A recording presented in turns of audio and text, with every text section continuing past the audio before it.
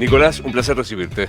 Muchas gracias, un placer. Estaba pensando, ¿cómo te presento? Exministro, economista, periodista. En el hotel qué pones cuando vas a que te hacen llenar la ficha? En general pongo economista. Economista. Economista. Creo que me define más es algo más permanente que el resto de las cosas. El resto son, digamos, maneras en las que he ejercido la profesión de economista. Total. Hice periodismo, fui ministro. Sí, Tradicionemos una charla, no importa de qué profesión, hablábamos antes. ¿Dónde viene la vocación de ser economista? Me crecí en un país en crisis, iba al colegio secundario, me interesaba mucho la política y pensaba cómo no le encuentra la vuelta, a arreglarlo. Y hasta cuarto año del secundario dudaba entre estudiar Derecho o Economía. Me gustaba matemáticas y me fui inclinando por la economía. En retrospectiva, digo, con el diario del lunes, ¿volvés a estudiar economía? Sí, sin duda, sin duda. Los economistas tenemos el vicio muy criticado por otras profesiones que nos metemos a opinar de todo. Bueno, porque nos gusta manipular datos, manipular en el buen sentido, ¿no? Trabajar con datos, y eso permite tener un campo de trabajo muy grande, desde la macroeconomía, las finanzas, pero también cuando uno quiere analizar cuestiones sociales, como por ejemplo hay toda una rama de la economía, economía del crimen, o sea, economistas que estudian cómo mejorar las políticas de seguridad, estudiando cómo se asignan los recursos. Hay economistas de la salud. Creo que el campo de acción de un economista es muy grande y uno además puede ir cambiando sus intereses a lo largo de su carrera. Entonces, creo que lo volvería a elegir. Ahora vamos a ir a la coyuntura y al mundo y demás, pero yo me acuerdo cuando estudiaba Derecho, que teníamos algunas materias de economía, y no puedo recordar el autor, se definía la economía con Occidente, Oriente, Argentina y Japón. ¿Aplica esa anomalía de nuestro país o ya no más? Es uno de los países a los que les ha ido mal durante un periodo largo de tiempo, pero digamos, según el periodo que uno tome, ¿no? Porque China fue un imperio hasta hace 500 años, se podría decir que tuvo una recesión de 500 años y ahora se está recuperando también, ¿no? Hay casos también peores que la Argentina. Cuando uno mira países fallidos, Líbano, países. Entonces, diría, con ojos argentinos, donde los argentinos sentimos que somos probablemente mucho más importantes de lo que somos en el contexto internacional, nos gusta esa definición porque nos pone en un lugar muy importante. No somos el único país al que le ha ido mal, ¿no? Y si hoy tuviera que elegir a los que le ha ido bien, ya tal vez no elegiría Japón, porque el milagro japonés fue muy fuerte en toda la posguerra y en los 80, pero en los últimos 30 años también de la mano de un cambio demográfico muy grande. La población japonesa empezó a envejecer y a achicarse. Japón ha perdido el dinamismo que tenía. Un país digamos, que ha seguido los pasos de Japón, hoy es Corea del Sur, otro país, ejemplo de país subdesarrollado que se convirtió en desarrollado, Israel. Israel en los 80 compartía los mismos problemas de inflación y crecimiento que la Argentina. De hecho, hay un trabajo, un libro hecho por economistas, no solo brasileños, argentinos, israelíes, sino participaron americanos, y estaba Rudy Dornbush y Michael Bruno, economistas de primer nivel internacional, mirando los casos de Argentina, Brasil e Israel, eran economías muy parecidas. Y hoy Israel es un país desarrollado. Y incluso después de estos episodios de guerra, bueno, ahora vamos a ver, sí. Este año tengo acompañante temporal que nos mide la entrevista. Vengo a la Argentina, solo te voy a dar a elegir en esta oportunidad. ¿Voy de lo general a lo particular o de lo particular a lo general? ¿Qué preferís? Lo que vos quieras. Voy de lo particular al general, del fetiche para los legos de la economía como el que te está hablando. ¿Está atrasado el dólar? Creo que tenemos que ir de lo general a lo particular. Vamos a lo general. Porque si no, perdemos el contexto. Contame, ¿qué visión ves de 18 meses de Milei? Estamos hablando de la economía Voy a enfocarme en el programa económico. Después no tengo problema en hablar de política, pero voy a enfocarme primero en el programa económico. Yo creo que los avances que se han logrado en este periodo son remarcables, o sea, muy importantes, ¿no? Argentina logró llevar su nivel de gasto público a 32 puntos del producto en el primer año de Milei. Déjame hacer un pequeño raconto. Cristina llevó el gasto público, el kirchnerismo, de 25 puntos del PBI a 42. Casi lo duplicó. Pocos casos en la historia contemporánea mundial de un fenómeno de esas características. Los países de ingresos medio alto como Argentina no recaudan 42 puntos del PBI. Eso ocurre en países ya muy avanzados, nórdicos, pero en Argentina no se recaudan 42 puntos del producto. Un país del ingreso de Argentina puede aspirar a recaudar entre 25 y 32, 33 puntos del producto con impuestos. Quiere decir que si nos fuimos a 42 teníamos que estar financiando un agujero. No hay vuelta. Reservas, deuda, emisión. Usamos no hay más. Una combinación de esas tres. En el gobierno del presidente Macri pudimos bajar el gasto de 42 a 36, un esfuerzo grande, perdimos las elecciones, vino Alberto Fernández, volvió a subir el gasto de 36 a 39 y en un año Milei lo pudo llevar de 39 a 32, con una caída en términos reales del gasto de la Administración Nacional, es decir, el gasto ajustado por inflación, de 27% y de 20% en las provincias. Hay pocos casos a nivel internacional de una corrección de esa magnitud en un año. Por primera vez desde el año 2008, en el año 2024, la Argentina pudo financiar su presupuesto con impuestos, ni con endeudamiento neto, ni con reservas, ni con emisión. Por supuesto, hay que seguir bajando porque tenemos impuestos todavía muy malos, pero, digamos, hay un primer paso que es que logramos llevar el presupuesto al tamaño de los impuestos que recaudamos. Claro. Importantísimo.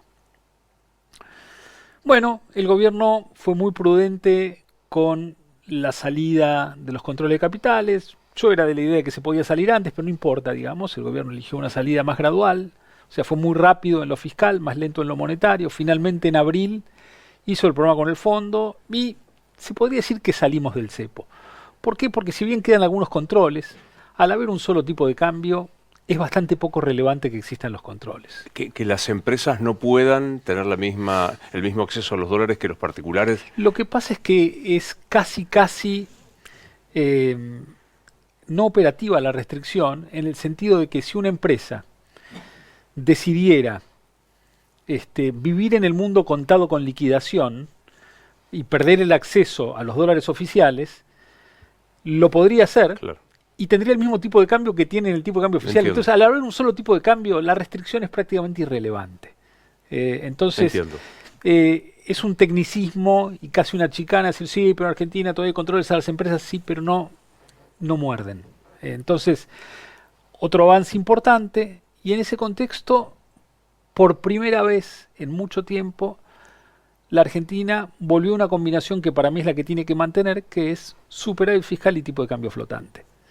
En ese contexto de superávit fiscal y tipo de cambio flotante, bueno, el tipo de cambio está apreciado, no voy a decir sobrevaluado, después vamos a entrar en detalle, por muchos motivos, pero un tipo de cambio que flota. Y cuando flota, digamos, a su vez tiene el germen de la autocorrección. Digamos, mira lo que está pasando esta semana. El tipo de cambio se había apreciado bastante y esta semana desde la semana pasada empezó a corregir y desde 1140 nos fuimos a 1240. Entonces, hay tipo de cambio flotante. Luego, digamos, los programas de estabilización que utilizan, al menos al inicio, el tipo de cambio como una de las anclas para bajar la tasa de inflación, en este caso ocurrió, tipo de cambio, situación fiscal, política monetaria prudente, bueno, tienden a tener al inicio una apreciación cambiaria. Mientras uno tenga un esquema flexible en el cual luego esa apreciación cambiaria puede corregirse, bueno, yo creo que es un tema que es manejable. Pero edito un poco lo que dijiste. Y ahora volvamos. Vos me decís...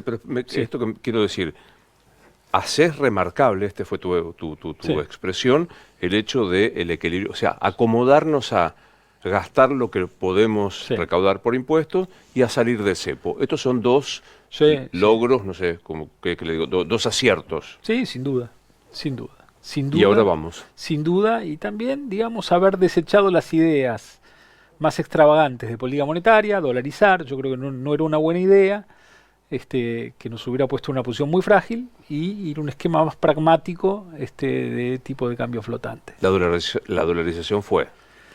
Bueno, veremos en el futuro, pero creo que ha sido un acierto movernos a un esquema de tipo de cambio flotante. Bien. Ahora vos, no me quiero escapar de la pregunta, vos me decís si el tipo de cambio está sobrevaluado.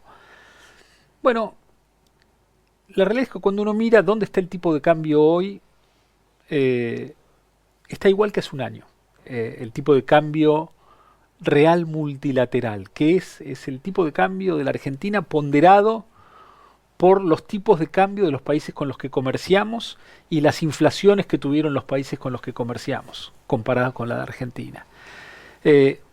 Y te puede llamar la atención, pero lo que pasó en el último año también es que cuando miramos contra el dólar, vemos una película, pero el tipo de cambio multilateral se movió de otra manera porque el dólar se depreció en el mundo cerca de 13-14% en un año.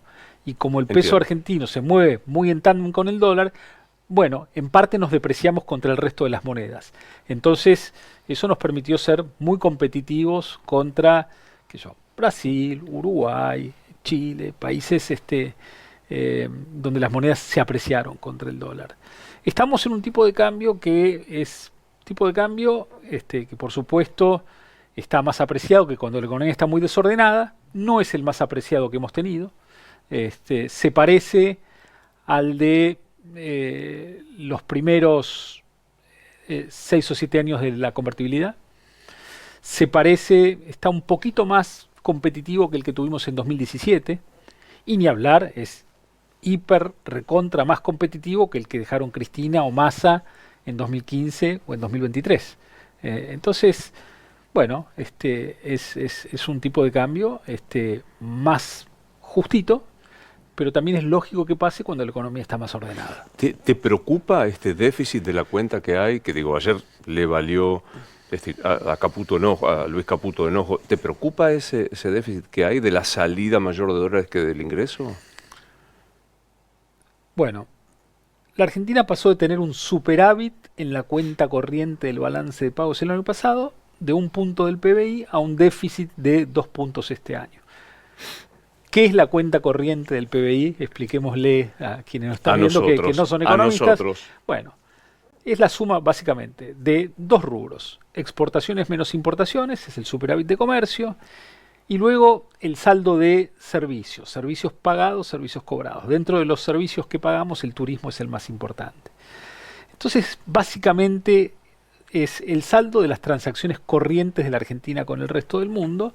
Si tenemos déficit en la cuenta corriente del balance de pagos, quiere decir que alguien nos está financiando. Si tenemos superávit, quiere decir que estamos financiando al resto del mundo. Entonces, para tener déficit como estamos teniendo ahora, alguien nos tiene que estar financiando. Tiene que haber o inversión directa o entrada de capitales de portafolio. Entonces, bueno, el problema no es tener un déficit en la cuenta corriente, el problema es cuán sostenible y qué impacto puede tener si lo tengo que corregir. Cuando la Argentina tuvo correcciones cambiarias importantes, fue con déficits más grandes que el que tenemos hoy. Por ejemplo, en 2018 teníamos 4 puntos de déficit en la cuenta corriente del balance de pagos, y en el final de la convertibilidad teníamos 5. Teníamos tipo de cambio fijo además. Tratamos de corregirlo con una deflación, no se llegó a corregir, salimos de la convertibilidad. En este momento es más pequeño y está generado enteramente no por un exceso de déficit del sector público, sino porque el sector privado está gastando más de lo que ahorra. En parte estamos comprando bienes de consumo, bienes de capital. La inversión ha tenido un muy buen desempeño, por ejemplo, en el primer trimestre del año, y estamos trayendo máquinas. Y en parte también ha aumentado el turismo. Entonces, ahora, con tipo de cambio flotante, digamos, tenemos la ventaja de que si esto exagera, digamos, el tipo de cambio se mueve Se corrige. y corrige. Claro, uno no quiere tener movimientos violentos y por eso mira con atención. Bueno, si se me hace ese déficit muy grande, eventualmente hay un día que el tipo de cambio se va a tener que mover mucho y yo no quiero que se mueva mucho porque no quiero tener un shock inflacionario. Ahora, si todo esto es gradual, y se corrige lentamente, y damos tiempo también para que comience a fluir más la inversión externa directa al país que todavía no está llegando. Estamos viendo el anuncio de proyectos, pero que van a requerir la entrada del dinero, digamos, muy repartida a lo largo del tiempo, y especialmente una vez que traspasemos el test del riesgo político del 2027, que es que no vuelvan las políticas populistas del kirchnerismo. Eso ¿no? es quiero hablar enseguida del RIGI, de lo que se Sí. espera, cuánto de la política, la continuidad de una vía política puede o no determinar una inversión. Pero para preguntarlo brutalmente, y me quedó claro la diferencia del déficit de convertibilidad o la de ustedes mismos, ¿no ves a la vuelta de la esquina una devaluación? Yo eventualmente lo que veo es que el tipo de cambio se puede mover algo. Pero no una cosa brusca, no no, mucho. ni siquiera un Kicillof 20. No lo ves. No lo veo. No lo veo. Sí creo que eventualmente el tipo de cambio real, es decir, lo que se mueve el tipo de cambio ajustado por inflación, si me decís que puede estar 10-15% en un año más depreciado que ahora, puede ser. Puede ser. ¿Y eso a qué llevaría? Bueno, a que la inflación baje más despacio. Simplemente. Como ha ocurrido en todos los países de la región que hoy tienen inflación de un dígito. No bajaron la inflación de 200 a 4% en 3 años.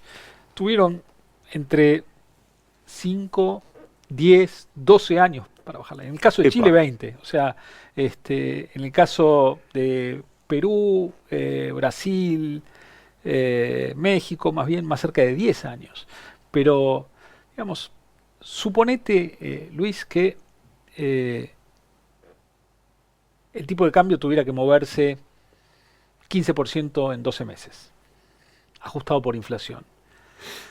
Bueno, el cálculo que hacemos los economistas en este momento es que el traspaso a precio del movimiento del tipo de cambio es más o menos de un 40% en un año. Es decir, que eso me agregaría 15% de movimiento, 6-7 puntos a la inflación que hubiera tenido si no hubiera ocurrido ese movimiento. O sea, del 15 solo el 40 se traslada. Sí. En este momento sí.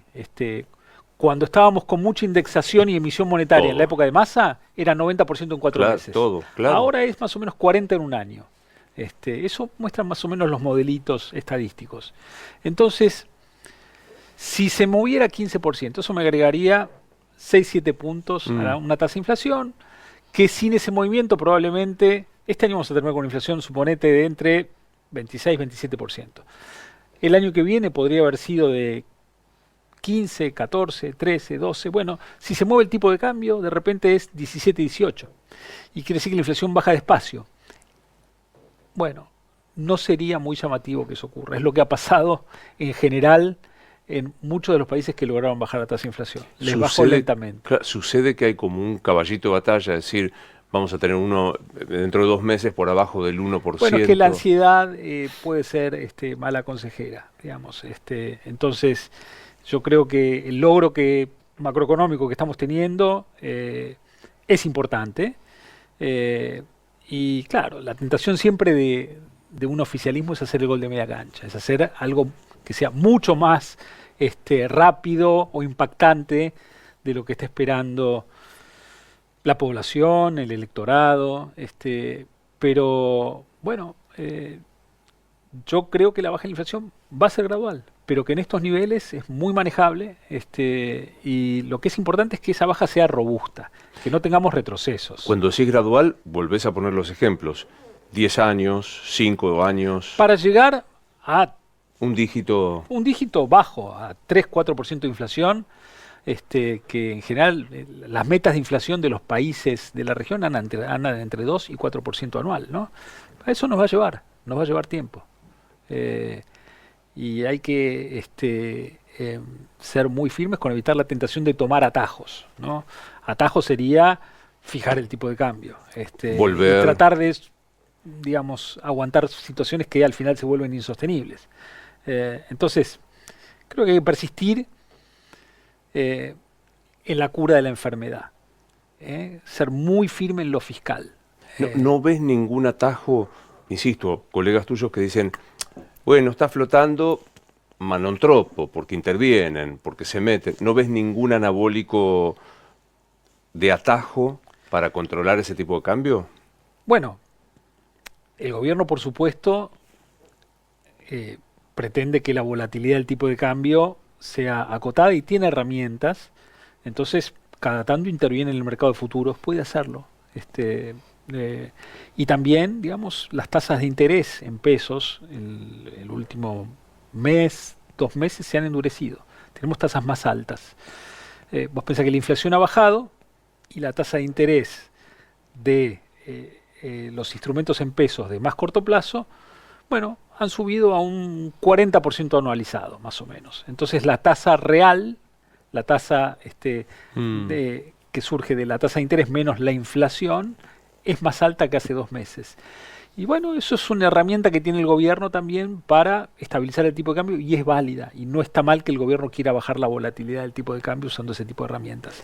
Detengámonos en algo que empezaste a reseñar, que es el tema de inversiones. El gobierno salió, necesitamos el RIGI, porque llegan las inversiones, salió el RIGI. ¿Están llegando las inversiones?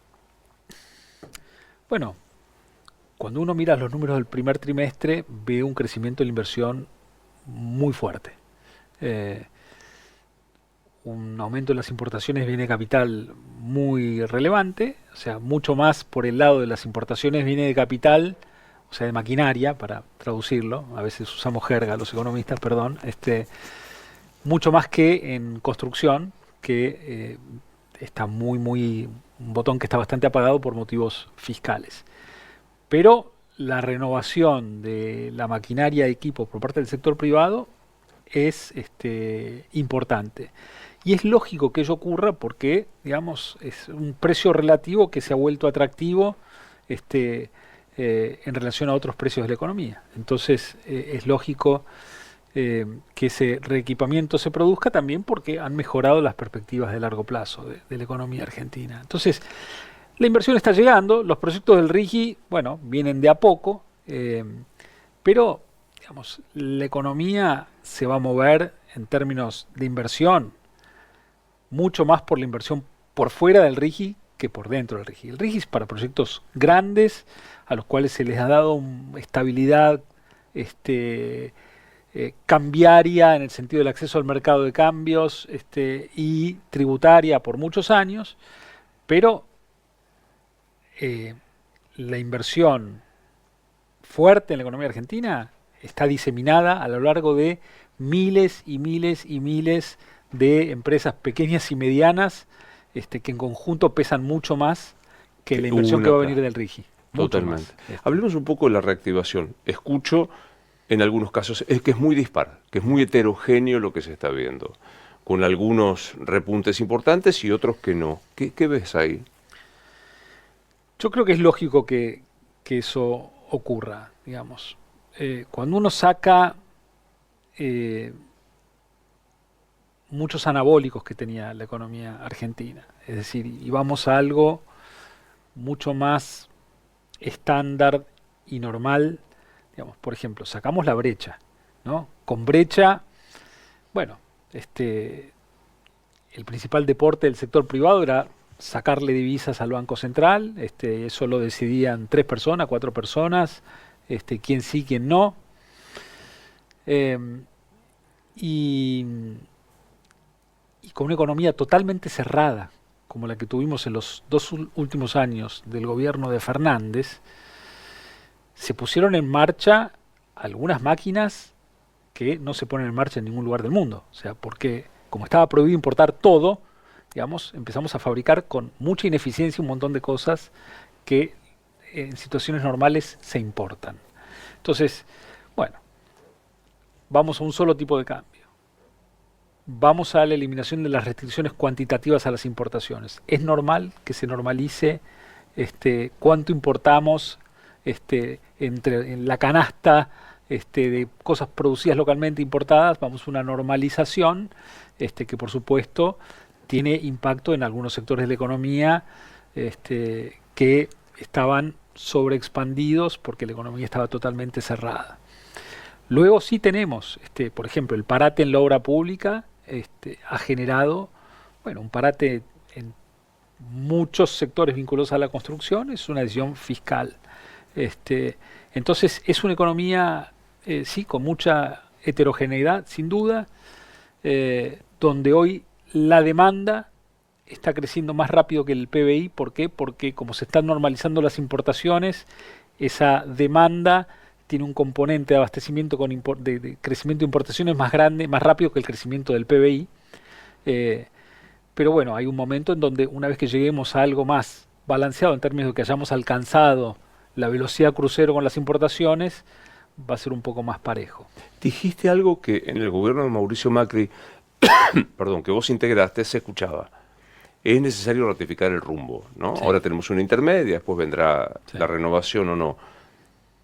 Ya fuera del gobierno y sin necesidad de hacer ningún tipo de apreciación política, sino técnica en lo económico, ¿cuánto importa el resultado de la elección según el resultado? Bueno, importa desde dos lugares, en mi opinión. Uno, por supuesto, los inversores están mirando mucho más el 27 que el 25, ¿no? Porque el gran riesgo que tiene la Argentina es que vuelva el populismo. Y nuestro populismo no es el populismo que ha tenido Chile o México o Brasil. Digamos, el gobierno de Lula no puede ser asimilado de ninguna manera a lo que ha hecho el kirchnerismo en la Argentina, estatizando, o sea, apropiándose de los fondos de pensión, las cuentas individuales de capitalización, o, digamos, o falsificando las estadísticas, o cerrando totalmente la economía. Lo mismo Boric en Chile, que ha intentado una reforma constitucional que fue rechazada por el Congreso, o una reforma tributaria que tampoco fue aprobada por el Congreso y lo aceptó como un demócrata que desde el día 1 dijo que lo de Maduro es una dictadura y que donde no hay grises. Entonces, nuestra izquierda no es la izquierda latinoamericana, es mucho peor y mucho más dañina. Entonces, hasta que no baje ese riesgo, es difícil pensar en grandes proyectos de inversión que miren muy a largo plazo a la Argentina. Luego hay otro factor. Dependiendo del resultado de las elecciones del 25, vamos a tener una determinada conformación del Congreso para los siguientes 2 años, ¿no? Y es mucho más probable que se pueda avanzar en la Argentina en una reforma tributaria, previsional y laboral, bueno, si el conjunto de La Libertad Avanza y el PRO hacen una buena elección. ¿Te imaginas, ya que lo introdujiste, la primera pregunta política iba a ser otra? ¿Tiene que haber una alianza entre el PRO y La Libertad Avanza? No necesariamente, no necesariamente. Yo creo que lo que importa es la composición del Congreso, que haya diputados y senadores dispuestos a votar proyectos que vayan en la dirección correcta. Y que subestimar también la capacidad de análisis de la sociedad. Digamos, no podría ser la suma de 2 espacios que ocupan desde el centro a la derecha, con distintos grados, el espacio político, ese espacio político en la Argentina. Entonces lo que importa es cuántos diputados y senadores logran, más que estén unidos en la elección. Misma lista o no. Misma lista o no. Entonces yo no le doy tanta importancia a la estética de que en la provincia de Buenos Aires tiene que haber una lista que le gane a la lista del peronismo. Si sumamos las 2 listas, PRO más La Libertad Avanza, es importante dejar en minoría al kirchnerismo. La primera pregunta política iba a ser esta. cualitativamente, ¿el ajuste fue cruel como achaca o no había remedio? Digo, Garrahan, digo, jubilaciones, digo... Yo creo que siempre, digamos, como economistas, tenemos que pensar en el contrafáctico. En general no tomamos decisiones entre una opción buena y una buenísima. Tomamos opciones entre una malísima y una mala, ¿no? Entonces, el contrafáctico de no haber hecho el ajuste del tamaño que se hizo en términos de pobreza, inflación, descomposición social, hubiera sido mucho peor. Ahora, bueno, ya yendo a la micro del ajuste, bueno, yo creo que, digamos, Garrahan, el gobierno tendría que haber sido, aunque sea más empático, con, con, con quienes conforman la institución. Y hay muchos aspectos mejorables, sin duda, pero hay una primera etapa también donde uno no está en la sala de terapia intensiva de un hospital de alta tecnología, sino que está en una tienda de campaña, sin anestesia, sin herramientas. Esa es una primera etapa donde, digamos, el gobierno fue al bulto y lo que había que hacer era frenar, hacer un torniquete fiscal para frenar, salvar la vida, para frenar la expansión monetaria que nos estaba llevando a una hiper, y eso se hizo. Ahora estamos entrando en una etapa en la cual se puede mirar con más detalle cómo se reparten las cargas del ajuste, ¿no? ¿Hablas con el ministro Caputo? Me lo he cruzado alguna vez, hablo un poco más con otros miembros del equipo económico, con José Luis Daza, que es el viceministro, a quien conozco hace mucho, hablo con Santi Bausili en el Banco Central, tengo diálogos, sí, con la gente del gobierno. ¿Qué pasa cuando se dice, Milei no hubiera podido si no hubiera estado Macri antes, que no le salió? Bueno, yo creo que hay que pensar el intento de la Argentina de construir un país próspero, abierto al mundo, respetuoso de las instituciones, de los contratos, con un capital humano que se ponga en valor. Hay que mirarlo como un proceso continuo, del cual creo que sin duda el gobierno del presidente Macri puso una primera semilla, que al final no fue un libro, sino fue un prólogo, para que después se siga escribiendo. Y sí creo que fue influyente en lo que vemos hoy.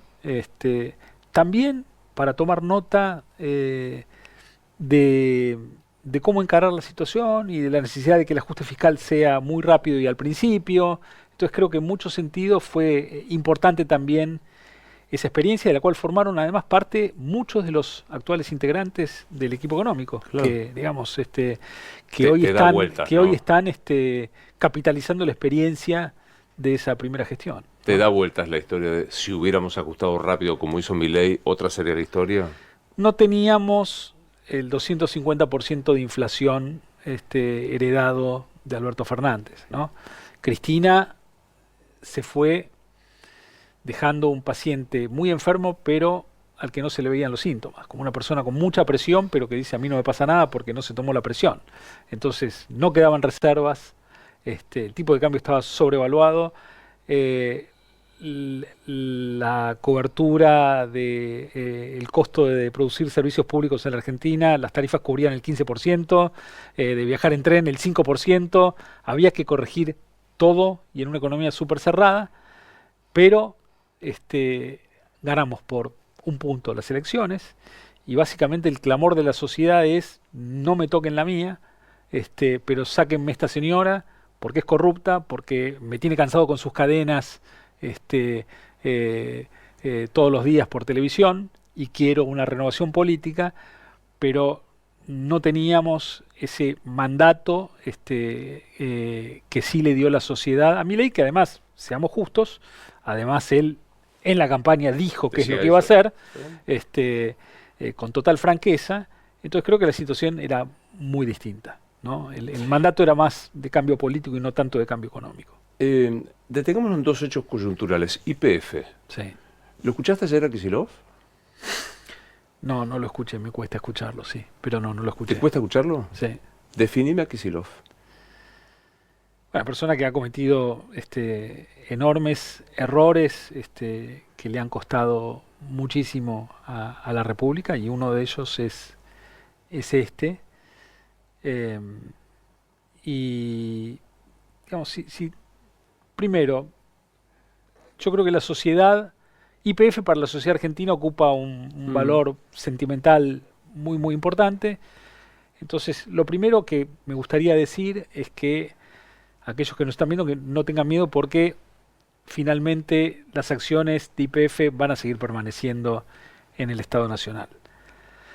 Digamos, los litigantes contra la Argentina, los Eskenazi, el Fondo Burford, lo que están haciendo es, bueno, tenemos identificado que la Argentina tiene este activo, como no me está pagando el fallo, me quiero cobrar con esto. Y como la jueza Presca ya había fallado que la Argentina tiene que pagar y tiene este activo identificado, bueno, Argentina se lo tiene que dar. Pero podrían haber pedido otra cosa, simplemente que es muy identificable. Ahora, primero, el fallo para aplicarse tendría que tener una consecuencia dentro de la justicia argentina, porque las acciones de YPF están en caja de valores, no es que se las puede apropiar la jueza Presca y transferirlas a los demandantes.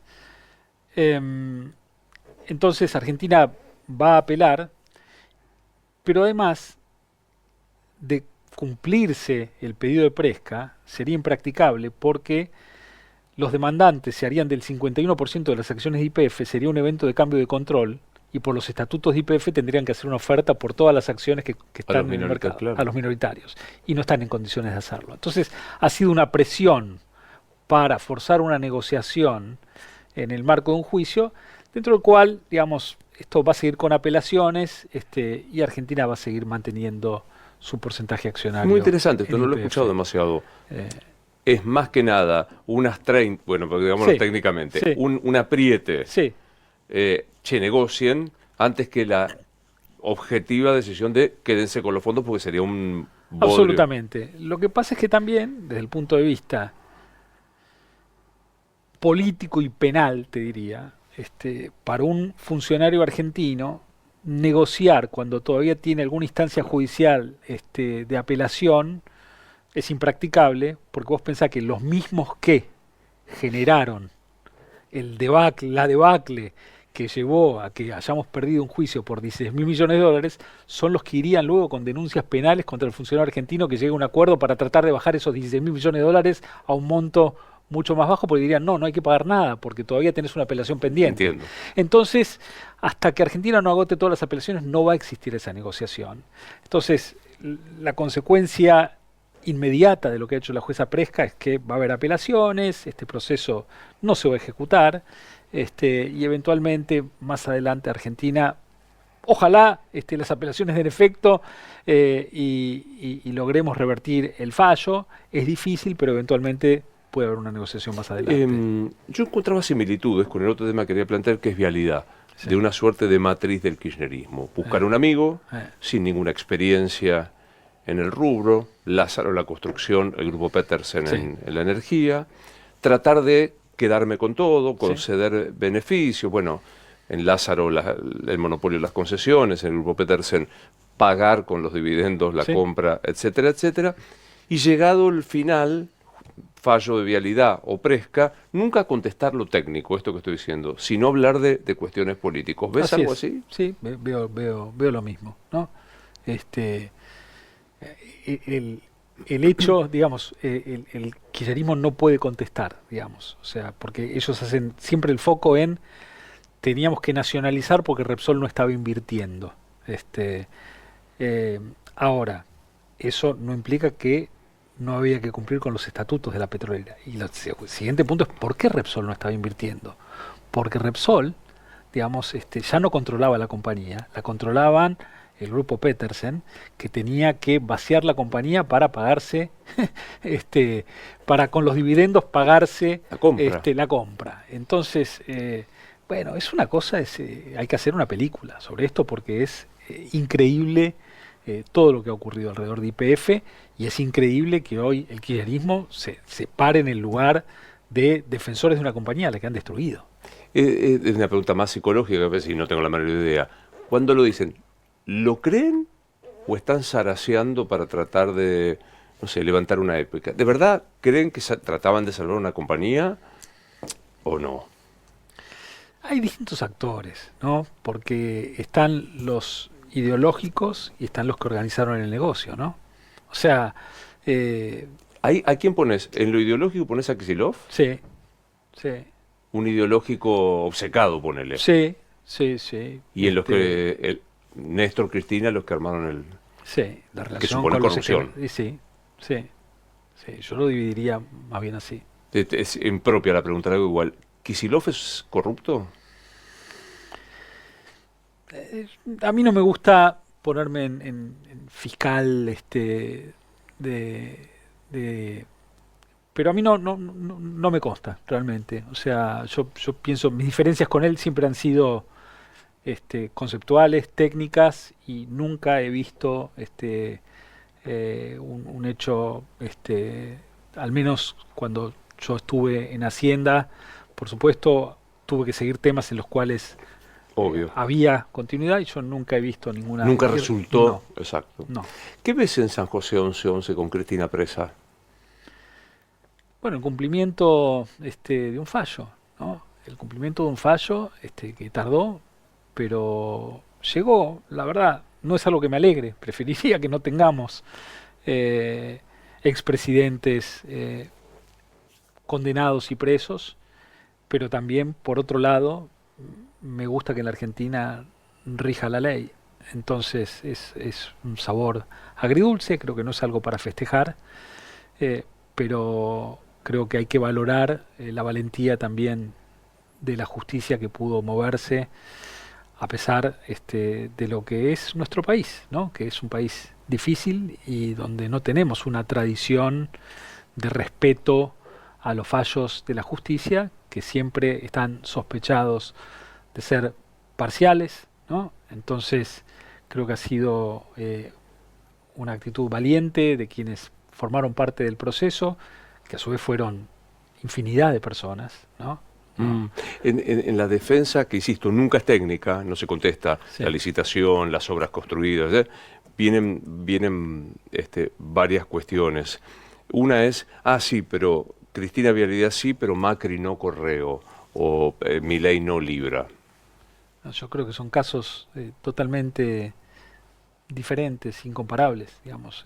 Uno es una cuestión comercial sobre un concurso, donde hay una discusión sobre el tamaño de una deuda concursal, una negociación entre una compañía y el Estado, que por supuesto el kirchnerismo ha politizado, y acá tenemos el caso de un empresario, una persona que no era empresaria, vinculado al expresidente Kirchner, que no se dedicaba a la construcción, que constituye una sociedad una semana antes de que asuma el gobierno, y se convierte en el principal hacedor de obra pública, especialmente en los lugares donde no se ve, para que no se note que esa obra pública no se hace. Tenía, aunque sea, falencias. Claro, el kirchnerismo te dice, ¿dónde está probado el vínculo? Claro, no hay un contrato firmado donde diga yo voy a hacer tu testaferro, ¿no? Pero evidentemente todo indica que funcionó de esa manera, pero además porque creo que se hubiera visto mucho más claramente si no se hubiera separado la causa obra pública de la causa OTESUR, claro, donde que luego, es el final. Que es el final, es el momento en el cual se produce el pago, cuando digamos, se contratan habitaciones que no se utilizan, o hoteles también que no se ponen a funcionar, ¿no? La otra defensa más sutil es, ok, Néstor lo hizo, Cristina no, es una víctima. La verdad es que no lo sé. Yo por eso creo que es muy importante que confiemos en la justicia. A mí me gusta más opinar de economía que meterme a acusar en causas judiciales, porque no es mi trabajo, no soy fiscal. Entonces, bueno, veremos en la causa Cuadernos, porque en la causa Cuadernos el señor Wagner, o no sé, había gente diciendo que llevaban 3 millones de dólares por día al departamento de la calle Uruguay. Y la verdad que eso está en la causa, por supuesto, va a ser objeto de una investigación en un juicio. Yo no Sí, tengo... pero es una causa casi perfecta esa, ¿eh? O sea, no hay demasiado coimeador aceptado, coimeado aceptado, juez que no investiga, lavador que reconoce, no hay, o sea, más allá de que si la fotocopia, si Sí. no, si Diego Cabo, Sí. no, o sea, hay en pocos lugares Sí. que en el derecho penal tenés tan fácil de prueba la causa. Te queda, Pero por diga- eso yo creo que eso es muy importante, que ese rol lo juegue la justicia, ¿no? Uno, digamos, tiene, por supuesto, su juicio personal sobre cómo han sido las cosas, pero quien tiene que determinar qué Es la ocurrió es la justicia. justicia. No me acuerdo, porque ya son tantos. ¿Sos Econochanta? ¿Ligaste? No ligué, pero bueno, nadie está exento. Nadie está Quizá después de esta exento. nota Puede ser. ligue. Puede ser. ¿Cómo te queda cómodo un presidente que insulta al No, que... no me gusta. No me gusta, no lo justifico. No creo, si yo no creo que los fines justifiquen que el medio, pero además no creo que para lograr el fin haga falta ese medio, ¿no? Entonces no lo justifico, no lo valoro negativamente y me gustaría otra actitud por parte del Poder Ejecutivo respecto de la prensa, los economistas. Me parece, aún reconociendo que en lo institucional, digamos, el gobierno se ha mantenido dentro de los límites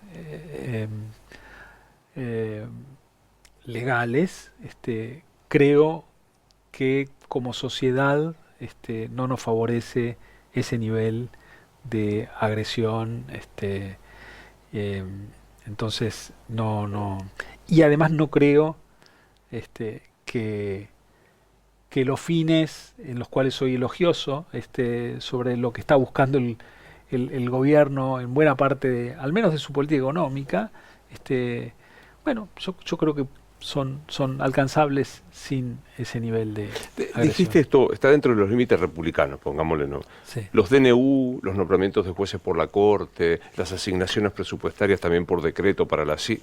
¿Te parece que eso no pone en discusión de si es o no republicano Milei? Los DNU son claramente una facultad del Poder Ejecutivo. Entonces... Si no está funcionando el Congreso, ¿no? La constitución sí, es clara. No si no está funcionando el Congreso, sino que si son de necesidad y urgencia. ¿Sí? Luego el Congreso tiene intervención, ¿no?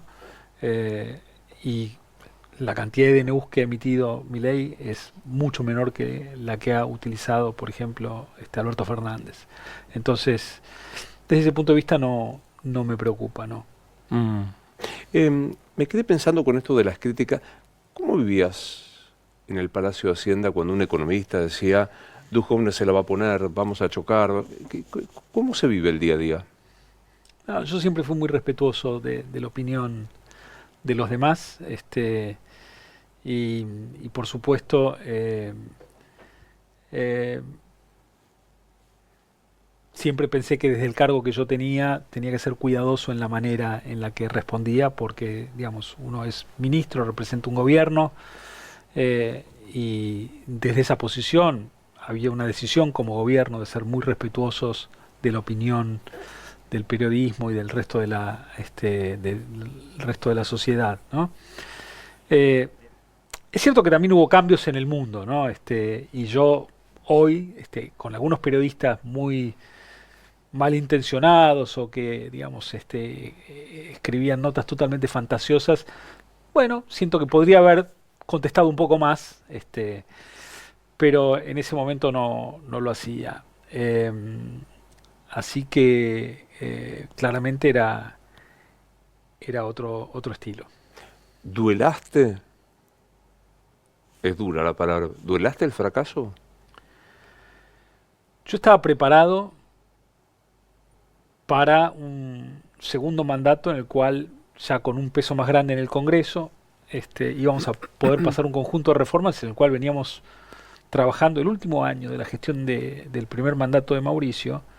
Yo tenía todo un equipo trabajando, digamos, en los sótanos, digamos, para que no trascienda el conjunto de reformas que estábamos preparando, porque encima, en medio de la campaña electoral, si se filtraban, hubiera sido inconveniente.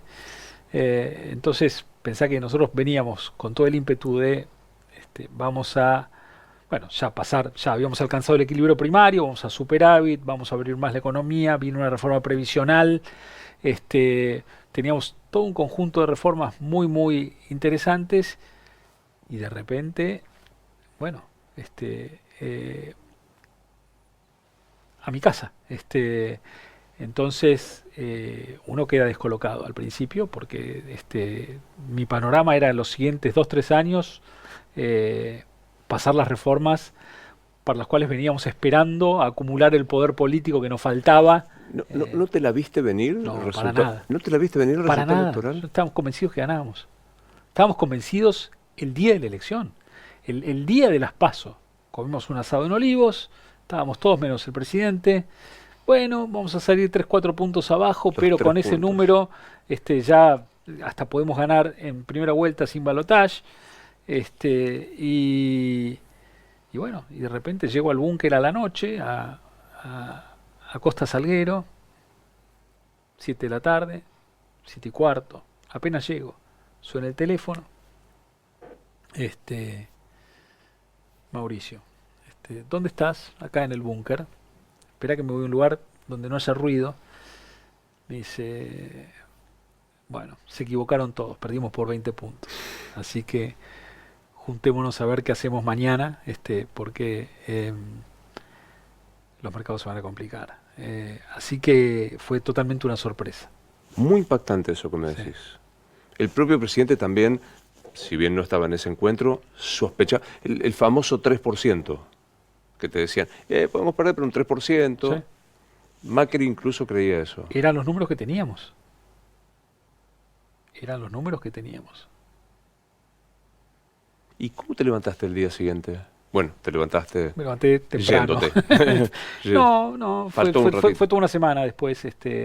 Yo durante toda esa semana me dediqué a tratar de convencerlo a Mauricio de que haga un cambio en economía, porque pensaba que para la etapa que venía tenía que venir alguien distinto, que pudiera hablar con la oposición. Yo ya tenía una relación muy desgastada con la oposición y además pensaba que yo que venía con que tenemos que ajustar y hacer abdominales y de repente venía una etapa durante la transición distinta y pensaba que había más claridad si eso lo implementaba otra persona. No directamente a vos, pero la acusación que se hacía al gobierno de Mauricio, sí, Marcos Peña, sí, era de un nivel de soberbia que no escuchaban el ruido de la calle. Yo no creo que sea así, creo que escuchábamos, escuchábamos y reaccionábamos a eso en la manera en la que uno puede, donde está todo el tiempo balanceando, digamos, las ideas que uno tiene y por qué fue elegido y las cosas que está dispuesto a hacer, con el ruido de la calle. Entonces, nosotros tratábamos de seguir implementando un programa de reformas, de ir normalizando las tarifas de los servicios públicos o de seguir con un tipo de cambio flotante y de seguir apretando en lo fiscal para llegar al equilibrio, y digamos, no abandonar el norte que teníamos, por supuesto escuchando y tratando de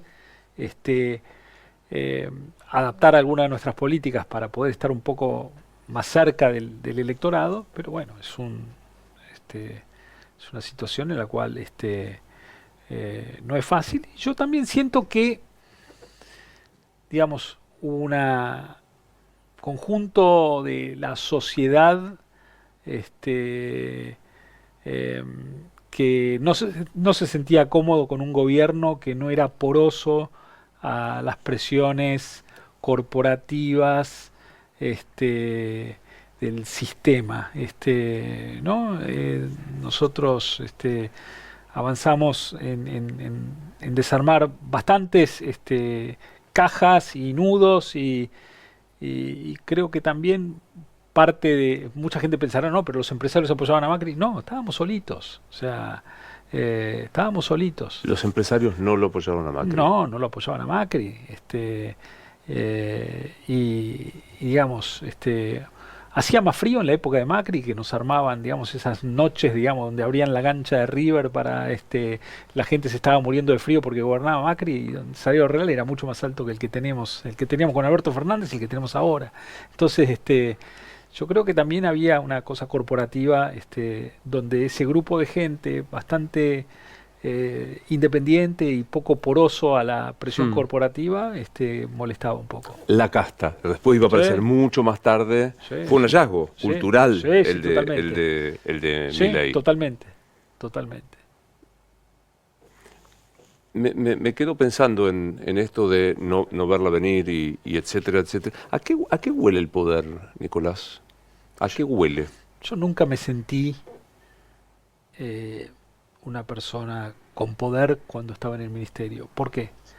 Porque cuando uno tiene una idea clara de lo que quiere hacer, digamos, lo que tiene es ese norte, y digamos, y toda su energía está puesta en lograr ese objetivo. Nunca me interesó hacer esperar a alguien congelarlo un ratito afuera, ¿no? Pero ni se me ocurre, o sea, soy una persona hiperpuntual y respetuosa, y jamás creo que utilicé ninguna herramienta de ese tipo. No me gusta. Entonces, la verdad que lo que uno tiene es responsabilidad más que poder. O sea, he tenido mucha responsabilidad más que poder. ¿Te hace ruido algún garrochismo de un ex compañero, de algunos ex compañeros tuyos que ¿La ves a Patricia Bullrich más mileísta que Karina? Yo tengo buena relación con Patricia, y nos llevábamos muy bien, y digamos, en la campaña en la interna Patricia Horacio, y luego cuando Patricia era presidente, la verdad que me junté varias veces con ella y le di una mano, le dije, mira, yo no tengo ganas de volver ahora a la función pública, pero lo que necesites, y en algunos temas la ayudé, y tengo una buena relación, y es una gran funcionaria. Bueno, la política es así. Hoy Patricia se ha vuelto verticalista de La Libertad Avanza, y bueno, así es la política. 15 segundos me quedan. Entra por ahí Milei, ¿qué le decís? Presidente, lo felicito por lo que está haciendo con la economía. Afloje un poco con los muchachos, con los periodistas, con los economistas. Bajemos un poco el tono, llevémonos todos un poquito mejor. Eso hace también a una sensación de menos precariedad para mí, digamos. O sea, si todo es tan blanco-negro, al final de cuentas, podemos pasar de un color a otro rápidamente, y en realidad, al final, necesitamos que esto más o menos funcione y siga para adelante, ¿no? Gracias por venir. Un placer. Un placer verte siempre.